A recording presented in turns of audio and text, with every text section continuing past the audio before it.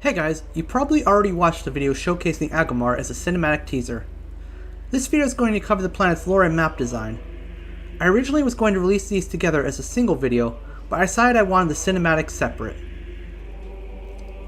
Agomar, not to be confused with Agomar or Adumar, is a world primarily from TCW media, specifically tie-in books written by Karen Miller.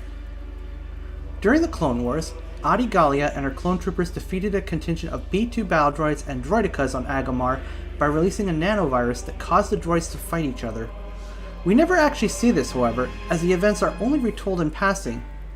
Similarly, Anakin later reflects on whalodons he saw swimming in Agomar's oceans. This may seem like nothing, but it's not.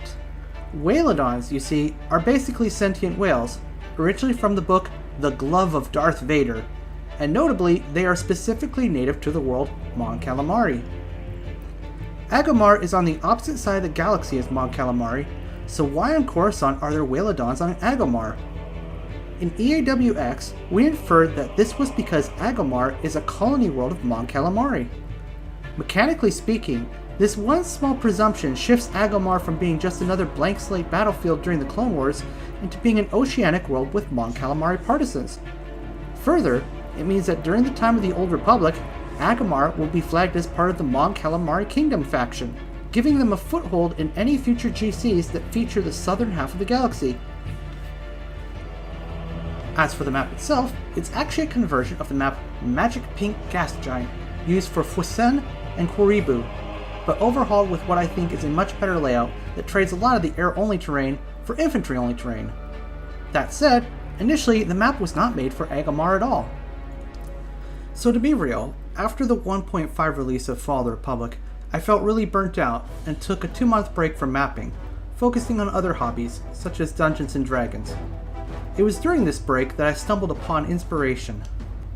While looking up the stats of the Fiend Warlock in the 2024 Player's Handbook, I came across the artwork for the Great Old Ones Warlock.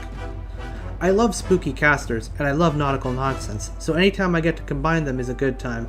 And this is basically my default aesthetic choice in any video game with character customization. That said, I realized I could probably recreate the aesthetic of this artwork in Empire War as well. So after weeks of neglect, I opened the editor and began to work on the map. I used giant versions of the Sarlaccs from the base game and successfully made this proof of concept. While I was pleased with the aesthetic, the Sarlacc tentacles were pretty old, so Rhino took it upon himself to make significantly better ones.